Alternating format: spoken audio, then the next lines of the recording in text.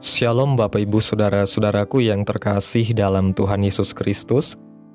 Selamat pagi, salam sejahtera untuk kita semua, dimanapun saudara-saudara berada. Selamat datang kembali di Renungan Kristen pada pagi hari ini. Kiranya saudara semua dalam keadaan sehat selalu, dan semoga damai dan sukacita oleh Roh Kudus melimpah dalam hati dan kehidupan saudara semua. Pada pagi hari ini sebelum kita mendengarkan renungan firman Tuhan, mari terlebih dahulu kita berdoa. Terima kasih ya Bapa di dalam kerajaan surga, Allah yang kudus dan kekal, Bapa yang ajaib dan penuh kasih sayang, Bapa yang kami muliakan dan kami sembah, di dalam nama Tuhan Yesus Kristus. Kami mengucap syukur Tuhan oleh karena anugerah-Mu di sepanjang hidup kami. Hingga pada hari ini, kami boleh ada sebagaimana kami ada, semua karena berkat dan anugerah Tuhan dalam hidup kami. Pada pagi hari ini Tuhan, kami akan mendengarkan firman-Mu. Berbicaralah ya Tuhan, jamah hati kami. Berikan kami pengertian untuk dapat memahami firman-Mu, dan ajar kami untuk dapat melakukan firman-Mu di sepanjang kehidupan kami. Berfirmanlah ya Tuhan, kami sudah siap menerima firman-Mu. Di dalam nama Tuhan Yesus Kristus kami berdoa. Amin. Bapak Ibu Saudaraku yang terkasih, ayat renungan kita pada pagi hari ini terdapat dalam Injil Matius pasal 13 ayat 30 yang berkata demikian. Biarkanlah keduanya tumbuh bersama sampai waktu menuai. Pada waktu itu aku akan berkata kepada para penuai, kumpulkanlah dahulu lalang itu, dan ikatlah berberkas-berkas untuk dibakar. Kemudian kumpulkanlah gandum itu ke dalam lumbungku. Bapak Ibu Saudaraku yang diberkati Tuhan, adalah suatu hal yang biasa dalam kehidupan politik di Amerika, bahwa ketika seorang presiden akan turun dari jabatannya, ia mempunyai kesempatan untuk mengampuni orang-orang yang sudah melanggar hukum. Ini adalah kesempatan terakhir bagi seorang presiden yang akan lengser untuk menolong orang-orang yang dianggap pernah berjasa kepadanya, sekalipun orang-orang itu dianggap publik sebagai orang yang bersalah. Ada kemungkinan bahwa karena kebaikan presiden, mereka tidak jadi dihukum.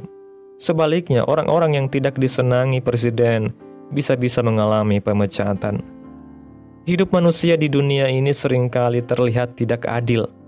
Mereka yang jahat dan curang kerap kali hidupnya berhasil dan nyaman, sedangkan mereka yang baik hati dan jujur justru hidupnya berat dan bahkan bisa menjadi bulan-bulanan orang lain. Dengan demikian, kita mungkin menghadapi semua ini dengan rasa kurang senang.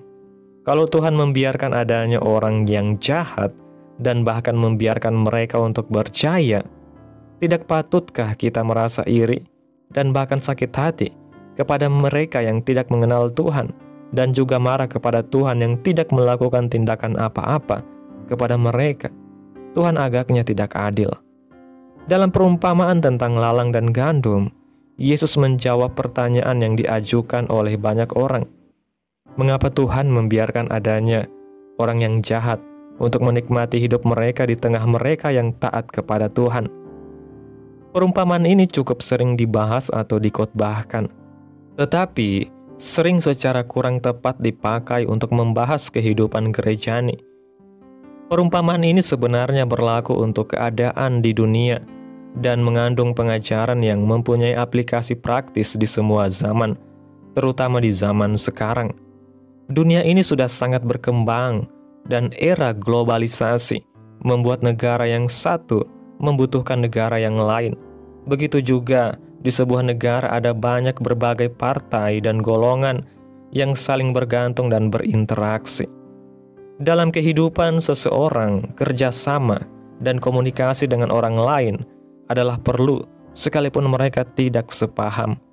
Semua itu tentunya jika masih dalam batas-batas yang bisa diterima masyarakat. Masalahnya, jika dalam hidup kita melihat adanya sebuah negara sebuah kelompok manusia atau pribadi yang seolah-olah berbuat semaunya sendiri dan menyebabkan berbagai masalah di muka bumi, hati kita mungkin bertanya-tanya, mengapa Tuhan membiarkan hal seperti itu? Kita mengerti bahwa Tuhan Maha Sabar, tetapi kita tidak mengerti mengapa Ia yang Maha Kuasa tidak bertindak tegas terhadap mereka yang jelas-jelas melakukan hal yang bertentangan dengan firman Tuhan. Mengapa Tuhan tidak membuat semua yang tidak benar itu lenyap dari muka bumi? Kita mungkin lupa bahwa sebenarnya kita pun bukan orang baik. Kita adalah orang-orang jahat dan berdosa yang sudah menerima pengampunan melalui darah Kristus. Hari ini kita harus sadar bahwa Tuhan adalah Tuhan yang maha bijaksana. Dia adalah Allah yang membuat roda kehidupan ini berputar.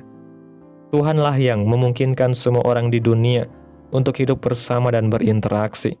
Ia jugalah yang menerbitkan sinar matahari dan menurunkan hujan, baik untuk orang jahat maupun umat-Nya. Dalam segala keadaan, kehidupan manusia tetap berjalan, dan mereka yang mau bertobat dan percaya kepada Tuhan bisa menerima pengampunan-Nya.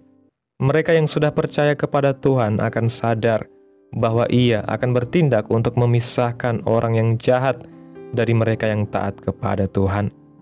Ini akan terjadi pada saat yang ditentukan Tuhan, dan bukannya sekarang.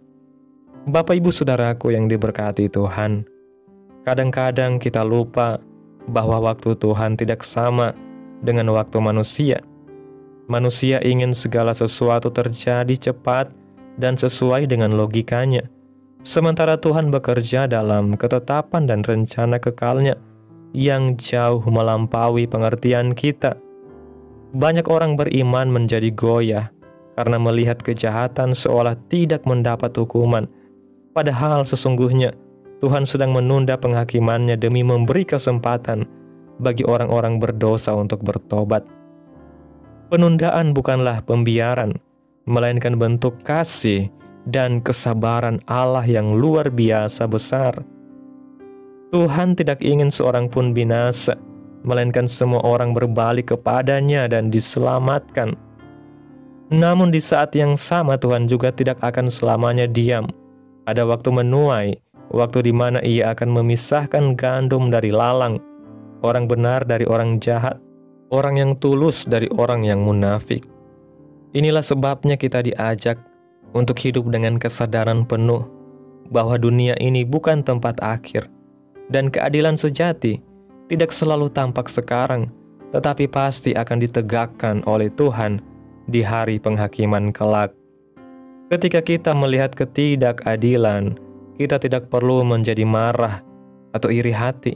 Sebaliknya kita perlu berdoa agar Tuhan memberi kita kekuatan untuk tetap setia, sebab kelak upah orang yang bertahan sampai akhir akan jauh lebih besar daripada segala penderitaan sementara di dunia ini. Sebagai orang percaya, kita dipanggil bukan hanya untuk menanti penghakiman Tuhan, tetapi juga untuk menjadi saksi kasih Tuhan di tengah dunia yang penuh lalang ini. Di ladang kehidupan ini, Tuhan sengaja membiarkan gandum dan lalang tumbuh bersama, bukan karena Ia tidak sanggup memisahkannya, tetapi karena Tuhan mau agar cahaya Kristus dalam diri orang percaya dapat bersinar di tengah kegelapan. Kehadiran orang benar di tengah dunia yang jahat bukanlah kebetulan, melainkan panggilan. Tuhan menghendaki agar kita menjadi berkat, bahkan di antara mereka yang menolak kebenaran, agar melalui kesabaran, kelembutan, dan kasih kita, ada jiwa-jiwa yang tersentuh dan akhirnya berbalik kepada Tuhan. Kadang kita mungkin merasa lelah hidup di tengah dunia yang rusak moralnya, tetapi justru disitulah Tuhan memanggil kita untuk tetap tumbuh, bukan dengan membalas kejahatan dengan kejahatan, tetapi dengan menabur kebaikan, kasih, dan pengampunan. Lalang mungkin tampak lebih cepat tumbuh, lebih kuat, dan lebih banyak, tetapi gandumlah yang pada akhirnya akan dikumpulkan ke dalam lumbung Allah. Oleh sebab itu jangan iri pada orang fasik yang tampaknya berhasil. Mereka mungkin menikmati dunia sebentar, tetapi yang hidup dalam Tuhan akan menikmati kekekalan selama-lamanya. Kita perlu menyadari bahwa seringkali dalam kehidupan pribadi ada lalang yang tumbuh di antara gandum dalam hati kita sendiri. Masih ada kesombongan, masih ada iri hati, dendam atau ketakutan yang bercampur dengan iman dan ketaatan kita kepada Tuhan. Tuhan yang penuh kasih tidak serta-merta mencabut semua itu sekaligus, karena Ia tahu bahwa proses pertumbuhan rohani membutuhkan waktu. Ia mengizinkan kita melalui pergumulan, ujian, dan bahkan luka, bukan untuk menghancurkan, tetapi untuk memurnikan hati kita, hingga hanya gandum yang sejati, iman yang murni, kasih yang tulus, dan pengharapan yang kokoh yang tersisa. Ketika kita berdoa, "Tuhan, tolong bersihkan hidupku," maka jangan terkejut bila Tuhan mengizinkan keadaan sulit datang, sebab melalui kesulitan itulah akar-akar lalang dalam diri kita akan dicabut satu persatu. Pada akhirnya, orang yang mau dibentuk oleh Tuhan akan bertumbuh menjadi pribadi yang rendah hati, kuat, dan siap menuai bersama Kristus. Jadi, biarlah hari-hari kita di dunia ini menjadi kesempatan untuk bertumbuh bersama, belajar sabar bersama, dan tetap menantikan dengan iman saat Tuhan berkata, "Sudah waktunya menuai." Sebab pada hari itu, yang hidup di dalam Tuhan akan bersuka cita melihat hasil kesetiaannya yang tidak sia-sia. Bapak, Ibu, Saudaraku yang diberkati Tuhan, teruslah berbuat baik, teruslah taat kepada Tuhan. Jangan goyah, karena kita tahu bersama, dalam setiap hal yang kita lakukan untuk Tuhan, tidak akan pernah sia-sia. Tuhan akan bertindak untuk kita, dan membawa kita masuk ke dalam kekekalannya. Amin. Tuhan Yesus memberkati. Demikianlah renungan firman Tuhan pada pagi hari ini. Biarlah menjadi berkat bagi kita semua dan dapat kita lakukan dalam setiap kehidupan kita. Pada pagi hari ini, sebelum kita memulai segala aktivitas kita di hari ini, mari kita berdoa. Terima kasih ya Bapa yang ajaib dan mulia, Allah yang kudus dan kekal, Bapa di dalam kerajaan sorga yang kami sembah, di dalam nama Tuhan Yesus Kristus. Kami mengucap syukur ya Tuhan atas pertolongan-Mu, penyertaan-Mu, serta atas berkat-Mu dalam hidup kami.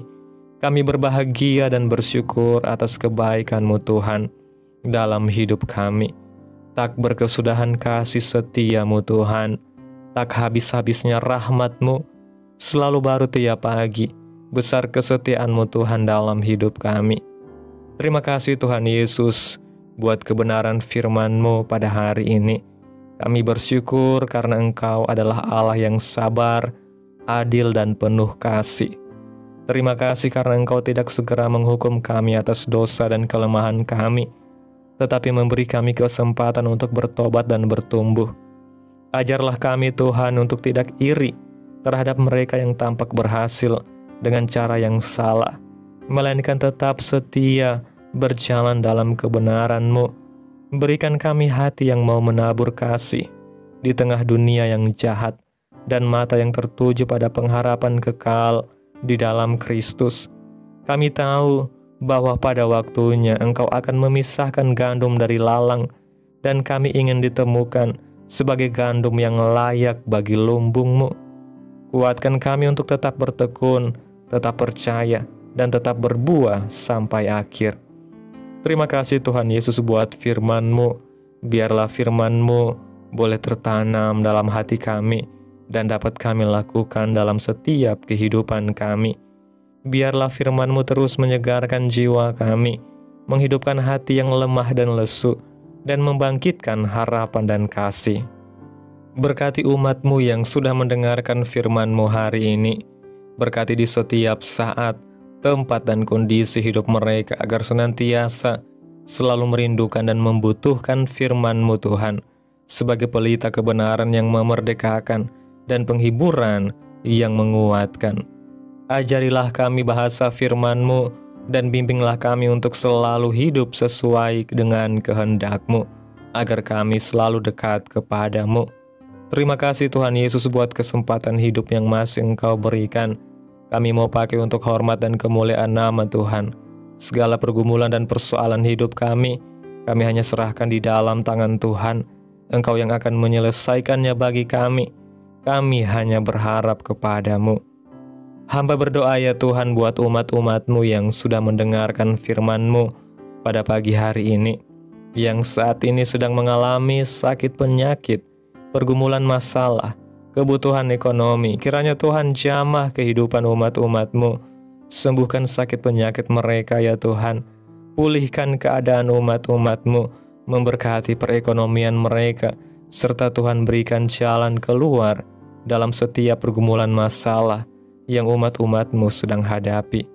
Dan ajarlah kami Tuhan untuk selalu berharap dan percaya sepenuhnya hanya kepada Tuhan Yesus. Kiranya Tuhan Yesus terus memberkati kehidupan kami, keluarga kami, sanak saudara kami, daerah tempat tinggal kami, bangsa dan negara kami, pemerintah kami. Biarlah semuanya dalam perlindungan-Mu ya Tuhan, dan biarkan keadilan-Mu, kesejahteraan-Mu, dan kedamaian-Mu turun menaungi bangsa dan negara kami Indonesia ini. Dan jadilah sesuai kehendak-Mu yang terbaik bagi kami anak-anak-Mu. Pada hari ini Tuhan, kami anak-anak-Mu akan melakukan berbagai aktivitas. Kami akan bekerja dan menjalankan tanggung jawab kami. Kiranya Tuhan yang mampukan. Kami serahkan seluruh rencana dan agenda hari ini ke dalam tangan Tuhan. Biar Tuhan yang berkarya dan biarkan semua rencana sesuai dengan kehendak-Mu. Tutup bungkus kami oleh kuasa darah-Mu Tuhan. Hindarkan kami dari segala kecelakaan, mara bahaya, sakit penyakit orang-orang jahat, kuasa-kuasa kegelapan iblis, bencana-bencana alam, hal-hal yang tidak kami inginkan. Tuhan singkirkan, Tuhan jauhkan, Tuhan hancurkan, hanya di dalam nama Yesus. Ampuni dosa dan kesalahan kami ya Tuhan. Jadikan kami pribadi yang lebih baik setiap harinya. Jagai kehidupan keluarga kami. Berikan kami kesehatan dan tuntun kami untuk terus berada di jalan-Mu yang benar. Terima kasih ya Tuhan Yesus yang baik. Inilah yang menjadi doa kami. Mari bersama kita berdoa. Bapa kami. Bapa kami yang di sorga, dikuduskanlah nama-Mu, datanglah kerajaan-Mu, jadilah kehendak-Mu di bumi seperti di sorga. Berikanlah kami pada hari ini makanan kami yang secukupnya, dan ampunilah kami akan kesalahan kami, seperti kami juga mengampuni orang yang bersalah kepada kami. Dan janganlah membawa kami ke dalam pencobaan, tetapi lepaskanlah kami daripada yang jahat, karena Engkaulah yang mempunyai kerajaan dan kuasa dan kemuliaan sampai selama-lamanya. Amin.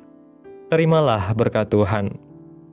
Tuhan memberkati engkau dan melindungi engkau. Tuhan menyinari engkau dengan wajah-Nya dan memberi engkau kasih karunia. Tuhan menghadapkan wajah-Nya kepadamu dan memberi engkau damai sejahtera. Terimalah berkat Tuhan di dalam nama Tuhan Yesus Kristus. Amin. Selamat pagi, selamat beraktivitas. Tuhan Yesus memberkati.